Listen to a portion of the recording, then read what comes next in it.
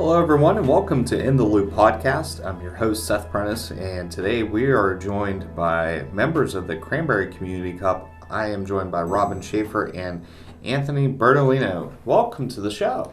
Glad to be here, Seth. Thanks for having us. Of course. And this is that time of year for the Cranberry Cup, and it's been going on now for over 19 years, correct? Yes, it's our 20th year anniversary this year. Wow. And you've done a lot to help the community. So, being a transplant and new to the area here for the past few years, what is the Cranberry Cup? The Cranberry Cup is Community Uniting People, CUP. 20 years ago, someone's pounded on some neighbor's door and said, let's play softball, little neighborhood versus neighborhood. Here we are 20 years later, $2 million in contributions to the organizations, bringing neighborhoods and people in Cranberry together for some good causes and really uniting our community in some different aspects of some things that just bring about a real positive attitude here. That's incredible. And I know, there's some different events that you host, but your main one is coming up here soon. Yeah, this is our big weekend. Starts on Friday with a sold-out golf field, 36 teams at Cranberry Highlands Golf Course. Always a really good event. Something a little different, both foursomes on a hole, and they play together. Something that's kind of rare. I've been golfing 30 years and I've never played in an outing like that. And it's a lot of fun and get a lot of positive feedback from that. After our golf outing, we have a large kickoff party there at Cranberry Highlands, which Robin puts together, and have a good participation in that from some of our sponsors and different people, in the community. Of course, all the golfers stick around, and then on Saturday, our softball tournament begins, which really is a huge event, with over 600 players in it. Wow. And, it's a 2-day softball tournament, and a lot of people in it just really play once a year, and it's this weekend, so it's always a lot of fun. A few injuries come Monday morning, but always a good weekend. And with that softball tournament, we have an open division, which a lot of the businesses participate in and put teams in, and we have our neighborhood division, which I think this year we have probably 18 teams. 18 neighborhood teams. Wow. Yeah. Now, it has been difficult over the years to get neighborhoods, or because more are popping up every day, which it seems in this area? Well, it is a little harder to get some neighborhoods now, as those neighborhoods, some of the folks, 20 years ago were in their 20s and 30s playing, and kind of graduated to that 50-ish age, which is a little tougher to play. Right. And we're trying to get that next generation of, their older children, 18 to 24, to be stepping up and playing in the tournament. So that's a little bit tougher. The Open Division has built and become really strong with some different businesses and organizations putting teams together. So I will say at our first rep meeting this year, we did have some of the younger kids step up, and now they're becoming leaders on their team, and that was very refreshing for us to see, because that's always a worry for us. No, that's awesome. And you also, for those not interested in softball, have a 5K now too. We did have a 5K. We decided not to do. It was just really too many events in one weekend. It was kind of wearing all of us thin. And, you have some of the participants that would go golf, kickoff party, 5K, softball tournament. And, actually we had a couple individuals that did do what I call the triathlete, the trifecta of golf, 5K, and softball, and not many. But, so we've kind of scaled that back. Okay. And maybe you're looking for a different time to do that. Yeah, it's not all of our wheelhouse. I mean, that some people like to do that. So we're still considering the 5K in the future, hopefully. That would have been the true Ironman competition right there. Now, do you have other events during the year that just don't make up the weekend of August? We do. We actually start the year with the Good Friday Golf Classic that a former board member and actually was a beneficiary, Jason Kolishak, started, and he came to me and said, hey, let's do a Good Friday outing, which is kind of the official start of the golf season.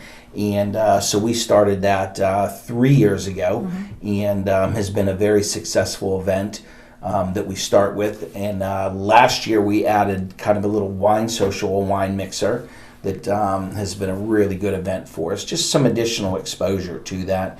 And we've tried a few other events, but those are two of the bigger ones that we do, before our big weekend in August. Well, you're doing all of this fundraising for a great cause. What is the main beneficiary year over year for all the fundraising? Well, the main beneficiary, our inspirational family, of course, this year is the Pritchards. We actually stepped up and helped them 2 years ago. Dave had a throat cancer issue, and the family was financially struggling, so we supported them with a few things, including a new vehicle. Dave was having some issues getting back and forth to the doctor with his vehicle, so the Cranberry CUP rallied around him and purchased him a new vehicle. We do help some other, people in the community, not just our beneficiary person, and all the money that we do raise. It's spread out through different things during the year. We do a scholarship. We have a Christmas program that we help some needy families. So, and we get ongoing requests throughout the year for different people in the community that we help. One of the other things that we did a few years back was to fund a large playground project in Cranberry Park for the township, and had a large outlay for that we committed to. Again, it's something that, again, brings that community together, something that's very visible that everybody can use and participate in, because we have a lot of people that do participate in the CUP and support it. And the way that hits our mission is the part of the park that we contributed to dealt with helping handicapped children. Oh, wow. So that they can have a good experience at that park also. No, for sure. That's incredible.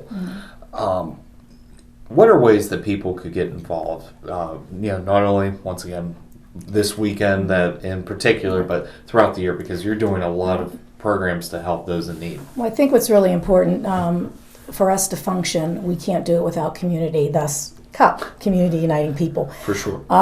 We need volunteers. We need people willing to donate time, donate services, monies, in any way that they can give. And really, as Anthony said, our community has really stepped up to the plate. This year we should be topping donation services of over, $2 million so far. Yeah. And so that's really speaks to our community. So, each year it does become a struggle trying to get volunteers for a few hours for that weekend. Everybody's busy. But any amount of time, any amount of donation, we don't turn anything away. We use it. We're nonprofit. We're all volunteers. Everything that we get, we give out. And so I think that's really important for people to know. It stays right within our Seneca Valley community. That's amazing. And for additional information, they can just go onto your Cranberry CUP website, I would take. CranberryCup.org, yes, there's a lot of information on there and some of the projects that we've committed to and we've done. Mm-hmm. Awesome. And you brought it up, Anthony, about the Pritchard family. Let's talk about your 2019 family, because they have a story that many people might have heard or seen on the news over the past few months. Yeah, Dave Pritchard and his family have been members of our community for a long time. When David was healthy, he participated as a softball coach, a baseball coach. He was big in the CTAA organization, and also big in helping the Cranberry CUP. He played in the Cranberry CUP for several years. And, his health had been deteriorating. I believe it started around 2012 with different things, as Anthony said, throat cancer, which turned into some other things such as C. diff and whatnot, and he had some life-threatening illnesses. Yeah, it was pretty scary for him and still is. In the whole process of all this, he had a kidney transplant a while back, and now he needs another one. And so that's one of the reasons we chose him again this year to be our inspirational family. As he said, we helped him 2 years ago, but he has a greater need right now, and that's what we do. We help families with great needs, and his greater need is to hopefully get a kidney donor. And we're trying to bring exposure to that. So anybody that has the love in their heart, wants to see if they can be tested for it, on our website we have a link that goes directly to Dave's testing site, and that's kind of what we're looking for him. Still helping them financially, supporting them. I think the interesting thing about why we call them our inspirational family is because not only do we rally around them for support, but they inspire us on how they go through everyday life fighting these illnesses and trying to keep their head above water and keep positive, and I think that's totally inspiring, and there's definitely worth our family. And I got to see last year's family, and they were incredible. Just getting to meet the Durans, just getting to meet all of them and seeing their their son struggle Yeah. for everything he had to at 1 year, not Right. even a year old. But anything we can do to help the Pritchard family and the Cranberry Cup cause, please go onto the Cranberry Cup website and check out the family tab, because any way that we could get this kidney for him, that would be amazing. Absolutely. Anything that we might have forgotten to share with the community, or anything that you would like to get out there? Because I know people are always coming into this community might not know about the cup. One of the things I would stress is the opening ceremony on Saturday, August 3rd at 10 a.m. at Cranberry Park. You will get a true sense of what Cranberry is all about. If you don't get chills when you see us bring that beneficiary family in on a fire truck, and 500 people standing and cheering for that, and just a whole sense of community with our cheerleaders there, the VFW, our sponsors, softball players. It's something really that Cranberry and the township and the area is about, to see that, of us all coming together to help this family, and not just this family, other people. It truly is a sense of community. And I would just add to that I don't know of any other community that does something of this magnitude and has all of our neighborhoods, our businesses involved, and yet there's still a lot of untapped people that we could have being involved. So, that's our plea would be, get involved with it. It's a wonderful way to meet neighbors. It's a wonderful way to help, your family, friends, and it's a wonderful way just to meet people. No, I totally agree with you, and couldn't believe that an event like this takes place, or an organization like this exists, because it is truly unique and one of a kind. Well, thank you both for being here today. I wish you the best of luck for Cranberry Cup weekend, and I hope you raise thousands of dollars for Dave and his family, and hopefully we can get him this kidney. Thank you. Thank you, and thank you for the support. We appreciate it. For Armstrong in the Loop podcast, I'm Seth Prentice, keeping you in the loop.